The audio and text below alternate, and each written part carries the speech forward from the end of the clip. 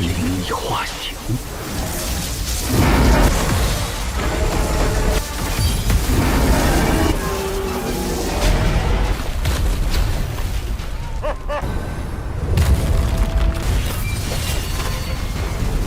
这是什么东西？不会保持追踪并且碾压过来。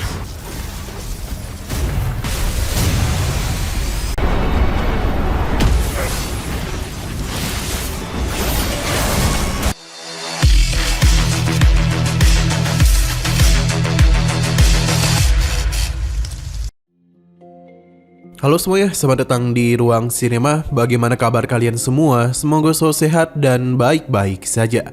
Sesuai jadwal, jadi pada hari ini kita akan kembali melanjutkan series Donghua A Record of Mortal Journey to Immortality season keempat episode terbaru. Yang mana ini adalah episode yang ke-49 atau yang ke-173. Namun sebelum kita mulai episode terbarunya, lebih baik kita lihat dulu apa saja yang telah terjadi pada episode sebelumnya. Kemarin para Nation Soul saling sepakat untuk pergi bersama dengan Nanlong ke tanah klan Mulan. Begitu pula dengan Hanli. Jadi sebelum melakukan perjalanan, dia berpamitan dulu dengan Tetua Lu dan juga Mumu. Tapi tentu saja Hanli tidaklah memberitahu kemana dirinya akan pergi. Pada akhirnya setelah semua siap, Nanlong bersama yang lainnya pun mulai memasuki tanah klan Mulan yang begitu gersang. Ini adalah kali pertamanya Hanli pergi ke tanah klan Mulan. Namun perjalanan mereka langsung terhenti karena mendengar adanya pergerakan dari klan Mulan yang kemungkinan tengah mencoba melakukan penyerangan ke kota Tiantian. Pesan sudah mereka berikan dan perjalanan pun kembali mereka lakukan. Di sini mereka sempat terjebak dalam formasi klan Mulan. Tapi berkat Hanli mereka bisa dengan mudah pergi. Tapi masalah belum berhenti sampai di sini saja karena beberapa orang klan Mulan telah tiba dan segera melakukan penyerangan kepada mereka. Kapal dari klan Mulan bisa mendeteksi keberadaan mereka dengan mudah. Selain itu, kapal ini juga bergerak dengan sangat cepat. Sedangkan Hanli sendiri sudah memaksimalkan potensi terkuat dari jubah merah tuanya, yang membuat kapal itu hanya bisa menjaga jarak saja darinya. Kemungkinan kapal itu merupakan harta karun terbang kelas atas. Bagi Inu, jika Hanli menggunakan sayap petir dan gunturnya, maka kapal itu tidaklah memiliki kesempatan untuk bisa mengejarnya. Hanli tidak menggunakan kartu terlalu banyak, pasalnya pertarungan baru saja dimulai. Hanli yang memiliki sebuah rencana mengeluarkan pedang-pedangnya, yang mana ini sangatlah banyak. Hanli pun sangatlah keren ketika berdiri tepat di tengah-tengah ribuan pedangnya. Selain itu, Hanli juga mengenakan armor dari serangga pemakan emasnya. Di saat kapal itu hendak mendekat, Hanli pun mengeluarkan lonceng yang sebelumnya dimiliki oleh Wen Dianren. Baru kali inilah Hanli memiliki kesempatan untuk menggunakannya. Jadi hari ini adalah hari yang cocok. Lonceng itu seketika saja menghentikan pergerakan dari kapal klan Mulan. Sosok tersebut sudah tidak bisa lagi melakukan pergerakan. Hanli mengerahkan seluruh pedangnya untuk bisa mengepungnya. Tapi sosok itu tidaklah takut dan segera membentuk sebuah perlindungan demi bisa menahan serangan Hanli.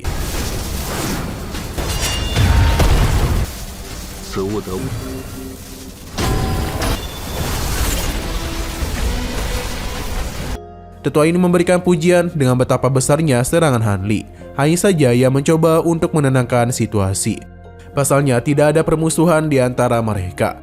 Beliau ini bernama Tuanmu, pemimpin barisan depan Mulan, dan dia sendiri berada di tingkat puncak Nation Soul. Hanli sudah tahu dengan ranahnya dan mungkin serangannya tidak akan bisa ditahan dengan mudah oleh Tuanmu. Alih-alih takut, Hanli malah semakin penasaran dengan betapa kuatnya orang-orang Mulan itu.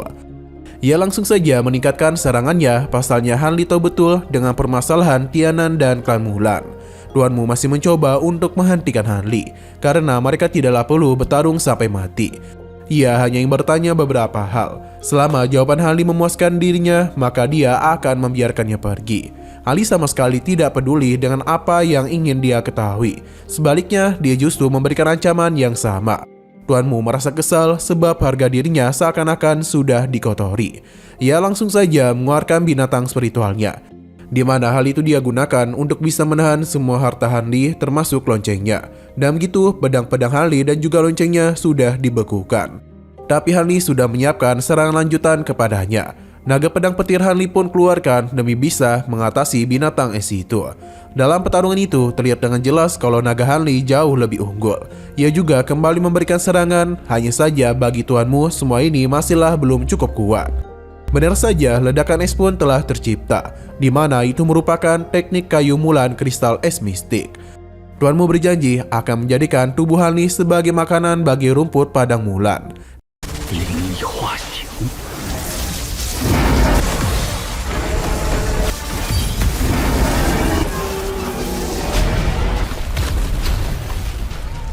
Dengan harta miliknya, Hanli masihlah selamat. Ia juga tahu kalau ini merupakan teknik kuno klan Mulan. Tuan Mu teruslah membanggakan dirinya karena memiliki kekuatan yang jauh lebih kuat dibandingkannya. Terlebih lagi, es ini berusia lebih dari ratusan ribu tahun. Dia menjamin Hanli akan mati membeku di dalam tekniknya. Di tengah bacotan Tuan Mu, Hanli kembali menggunakan loncengnya dan membuat Tuan Mu terpental. Ia pun dibuat sangat terkejut, pasalnya Hanli selamat dari teknik andalannya. Hanli memberikan pujian kepadanya. Tapi di bawah kekuatan api miliknya, semua ini bukanlah apa-apa. Selain itu, Hanli juga telah menggunakan sayap petir dan gunturnya. Ia cukup terkesan dengan kemampuan Tuan Mu. Sangatlah wajar mengapa Tuan Mu ini sangat terkejut. Karena dia telah ratusan tahun mengembangkan teknik tersebut. Dan baru kali inilah ada yang bisa lolos. Ia penasaran dengan harta karun apa yang dia miliki. Hanli tidaklah sebodoh itu, tapi jika dia mau memberikannya teknik spiritual es miliknya, maka Hanli akan menukarkan tekniknya. Tapi Tuan Mu tidaklah sudi dan sepertinya ia sudah begitu percaya diri bisa menang darinya. Dengan sikap angkuhnya, Tuan Mu merasa Hanli merupakan tuan muda dari sekte besar di Tianan. Hanli menganggapnya terlalu lemah hingga tidak berhak mengetahui namanya. Tuan Mu sangat kesal, tapi Hanli masihlah belum berhenti. Terlebih lagi hari ini dia hanya ingin menguji semangat juang dari klan Mu saja. Dengan kata lain, Hanli tidaklah menganggapnya sebagai lawan. Kesal diremehkan, Tuan Mu menggunakan harta kuno 1000 cangkuk. Yin Yu memintanya berhati-hati, pasalnya itu bukanlah teknik sembarangan. Hanli paham dan terus-menerus menghindari serangan dari Tuan Mu. Tidak hanya itu saja, serangan balasan coba Hanli lakukan. Tapi bukit besar ini sangatlah keras untuk dia hancurkan, bahkan oleh pedang guntur surgawinya. Bagi Tuan Mu, ini adalah akhir dari hidup Hanli. Karena di bawah harta karun 1000 cangkunya, ia tidak akan bisa lari kemanapun. Hanya saja dengan sayap guntur dan petir, Hanli bisa bergerak jauh lebih cepat dari segel tersebut. Tapi jika terus seperti ini, Hanli akan tertangkap. Jadi dia mencoba melakukan penyerangan dari luar. Namun Tuan Mu masihlah bisa menahannya.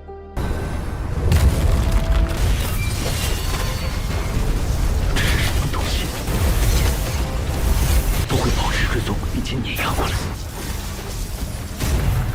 Bisa dikatakan kalau Tuan Mu berencana untuk menguras seluruh kekuatan Hanli. Tapi Hanli melihat siapa di antara mereka yang pertama kali menyerah. Hanli terus-menerus melarikan diri hingga puncaknya Tuan Mu sudah tidak kuat lagi. Dan begitulah Hanli bisa keluar dari segelnya.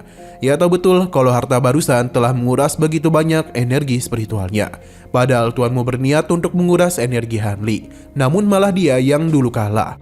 Tuan Mu tertawa mendengar kesombongannya. Terlebih lagi di antara orang-orang Tianan yang telah dihabisi, Hanli merupakan lawan yang pintar. Dia menggunakan teknik rahasia Mulan dan menyombongkan dirinya. Karena sudah banyak pasukan Tianan yang telah tumbang di tangannya. Baginya satu batang dupa adalah waktu Hanli untuk mati. Tapi Hanli merasa itu terlalu lama, karena dia akan menghabisinya lebih cepat daripada satu batang dupa. Serangan kembali Hanli lancarkan, di mana kali ini penyerangannya jauh lebih cepat berkat kertas jimatnya. Tidak itu saja, namun Hanli juga melancarkan tebasan pedang yang begitu mengerikan, sampai-sampai membuat Tuan Mu keringat dingin. Terlebih lagi, serangan kembali Hanli lakukan dengan begitu banyak pedangnya. Alhasil, pertahanan Tuan Mu berhasil dihancurkan. Hanli tidaklah memberikan kesempatan untuknya bernapas. Berbagai serangan teruslah dia lancarkan dan ia memberikan pujian kepada Tuan Mu. Pasalnya dia memang memiliki kekuatan untuk bisa menandinginya. Tapi Hanli yang memiliki api es langsung saja menghancurkan pertahanannya. Bahkan Tuan Mu tidaklah bisa menghentikan serangan tersebut. Sebelum tubuhnya membeku, jiwanya sudah lebih dahulu pergi. Hanli tidak mengejarnya karena pertarungan ini sudah selesai baginya.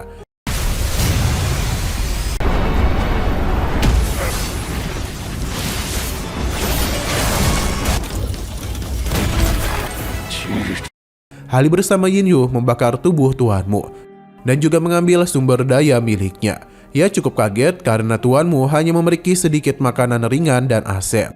Yin Yu memberikannya selamat karena Hanli telah mendapatkan begitu banyak harta, termasuk juga dengan kereta angin. Bagi Hanli, apa yang dia dapatkan sudah lebih daripada cukup. Jikapun di Gua Cangkun nanti dia tidak menemukan apa-apa, tapi Hanli sudah menerima banyak keuntungan. Hanli bersama Yin Yu kembali melakukan perjalanan untuk menemui para Nation Soul lainnya. Sudah 3 hari berlalu di mana Hanli bersama yang lainnya sudah berkumpul. Wang Tiangu tiba dan tidak menduga Hanli lebih dahulu tiba dibandingkan dirinya. Ia juga memberikannya pujian karena Hanli bisa lepas dari kejaran kereta angin klan Mulan. Hanli menerima semua pujian itu dan merasa Wang Tiangu juga tidak kalah hebat karena bisa kembali bersama dengan 2 kacungnya. Nanong menghentikan perselisihan mereka. Selain itu, dia juga tidak tahu kapan perang di sana akan dimulai. Selain itu, sekte-sekte besar telah mengirim para Nation Soul kuat untuk perang itu. Di bawah gabungan kekuatan besar Tianan, maka kemungkinan besar orang-orang Mulan tidak akan mendapatkan apa yang mereka inginkan. Tapi para tetua merasa klan Mulan memiliki bala bantuan karena sudah begitu berani melakukan penyerangan secepat itu. 能在木兰人御风车的道友带着2个拖雷。 Sesaat kemudian rekan mereka pun telah datang, namun ada yang tidak beres karena dia itu tengah dikejar. Jadi Nanlong bersama yang lainnya pun segera menghampirinya. Sudah 2 hari tetua ini mencoba melarikan diri dari orang-orang tersebut, namun mereka tidak kunjung pergi. Jadi tetua ini hanya bisa menggunakan cara itu saja. Nanlong tidaklah mempermasalahkan hal itu. Kini mereka pun telah berkumpul. Hanli memuji keberanian dari orang-orang tersebut. Terlebih lagi yang datang kemari hanya 2 orang saja. Nanlong penasaran apakah mereka itu ingin mati di sini. Tapi kedua orang itu memberitahu kalau bala bantuan akan datang.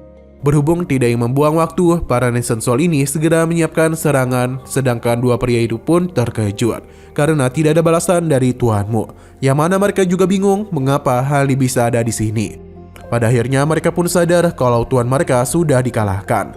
Alhasil kedua pria ini pun bergegas pergi dari tempat tersebut. Wang Tiangu penasaran mengapa orang-orang Mulan ketakutan ketika melihat Hanli. Sepertinya dia telah mengalami pertarungan besar. Hanli sadar betul kalau Wang Tiangu tengah mencoba untuk menyudutkan dirinya. Hanli dengan santai memberitahu kalau dia tidaklah mengenali mereka dan bagaimana mungkin caranya bisa lepas dari kejaran orang-orang tersebut. Nanong menghentikan hal itu dan mereka juga tidak terlalu peduli dengan mundurnya kedua pria barusan. Karena yang terpenting mereka harus kembali meninggalkan tempat ini dan perjalanan pun kembali dilakukan. 弟姐，待我们增援赶到，是等着我们给你们收尸。怎么可能？ Nah, sayang sekali lagi seru-serunya, episodenya pun harus bersambung dulu. Oke, sekian dulu pada video kali ini. Untuk video selanjutnya akan segera hadir. Jadi bagi kalian yang ingin mengikuti series ini, langsung saja klik subscribe dan aktifkan loncengnya. Terima kasih yang sudah menonton video sampai habis. Jika kalian suka pada video ini, klik like dan share ke teman-teman kalian tentang channel ini. Dan ditunggu aja kelanjutannya. Oke, sampai jumpa di video selanjutnya.